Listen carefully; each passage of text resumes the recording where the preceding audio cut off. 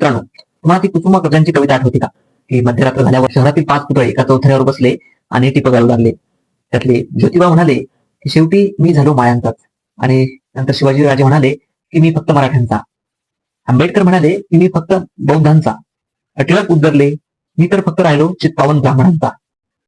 तेवढ्यात गांधींनी गळ्यातला गैवर आवरला आणि ते म्हणाले, तुम्ही भाग्यवान आहात. तुमच्या पाठीशी एक एक जात जमात तरी आहे, परंतु माझ्या मागे फक्त सरकारी कचेरीतील भिंती आहेत. गांधीजी बद्दल कुसुमाग्रजांनी अगदी समर्पक लिहून ठेवले मित्रांनो. तर मित्रांनो, हा व्हिडिओ तुम्ही शेवटपर्यंत बघा. तुम्हाला कदाचित गांधीजी बद्दल कुतूहल निर्माण होईल. त्या कवितेसारखंच आजही बघा मित्रांनो, की सरदार पटेल त्यांच्या मागे गुजरात म्हणून एक राज्य उभं राहतं.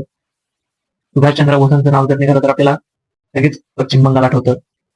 भगतसिंगांचं नाव निघालं तर आपल्याला लगेच पंजाब आठवतं. परंतु गांधी हे नाव जर घेतलं तर त्यांना कुणीही आजपर्यंत गुजराती किंवा त्यांना गुजराती म्हटलेलं किंवा त्यांना गुजरात पुरतच संबोधलेलं आजपर्यंत मला आठवलं नाही. त्यांना तसं गुजराती म्हणून कुणी संबोधू शकलं नाही. ते कधी एका प्रांतात अडकले नाही किंवा दोन प्रांतांच्या वादात ते कधीही एकतर्फी आले नाहीत. ते नेहमी भारतीय म्हणून आणि एक भारतीय ही व्यापक दृष्टिकोन घेऊनच ते पुढे गेले. 1946 जेव्हा काँग्रेसचा अध्यक्ष निवडण्याची वेळ आली तेव्हा अध्यक्ष पटेलांनी व्हावं की नेहरूंनी व्हावं असा प्रश्न चर्चा झाला. त्यात अनेक मतमतांतर होती. अनेकांचं मत होतं पटेल यांनी व्हावं, तर काहींचं मत होतं नेहरूंनी व्हावं. आता हे पद महत्वाचं यासाठी होतं की काँग्रेसचा अध्यक्ष किंवा जे कोणी काँग्रेसचे अध्यक्ष असतील हेच पुढे देशाचे स्वातंत्र्य मिळाल्यानंतर देशाचे पंतप्रधान होणार होते. आणि गांधींनी सर्वांना सभेत त्यावेळेस सांगितलं की पटेलांना थांबवूयात आणि आपण नेहरूंना अध्यक्षपद देऊयात. यावरून सुद्धा गांधींना अनेकांनी विलन ठरवलं.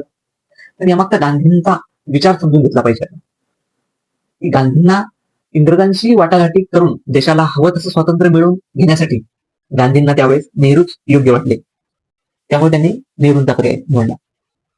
शिवाय पटेल यांनी सुद्धा गांधींचा निर्णय मान्य करून नेहरूंना सहकार्य केलं. त्यांनी कुठेही गुवाहाटीला जाऊन कामाख्या देवीचं वगैरे दर्शन वगैरे काही घेतलं नाही. त्यांनी नंतर पटेलांनी गांधीजींचा निर्णय मान्य करून नेहरूंना योग्य ते सहकार्य केले. पुढे गांधी हत्या अभियोगातील मुख्य आरोपी जो आहे नथुराम गोडसे त्याचे अनेक उदात्तीकरण झालं. आता या उदात्तीकरणामागे फक्त गांधी द्वेषच नाही तर एक भलं मोठं राजकारण आहे. तर ते राजकारण आहे हिंदुत्वाचं. परंतु गांधी हे अनेक अर्थाने हिंदुत्ववादी होते. अनेक अर्थ यासाठी म्हणतोय की ते 2014च्या बॅचचे हिंदुत्ववादी नव्हते, ते मूळ हिंदुत्ववादी होते. त्याचं सर्वात मोठं शस्त्र म्हणजे अहिंसा.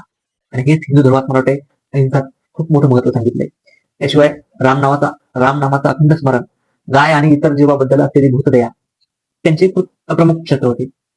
अनेक लोक किंवा संघटना नथुरामांचं उदात्तीकरण करतात, परंतु त्यांच्या अनेक पिढ्यानंतरही त्यांच्या घरात कुणाचंही नाव ते नथुराम ठेवू शकले नाही. ते नथुराम नाव ठेवण्याचं ते धाडस करू शकले नाही. या उलट मोहनदासच त्यांच्याकडे जास्त असतात. गांधीबद्दल अजून एक महत्वाची गोष्ट ती अशी की गांधींना दूषण देणारे किंवा त्यांना शिव्या घालणारे काही कार्यकर्ते असतात, पण मात्र त्यांचं जे शीर्ष नेतृत्व असतं ते नेहमी गांधींना मानतात. त्यांना गांधी मान्य करावा लागतो. गांधींचा समाजवाद त्यांना मान्य करावा लागतो.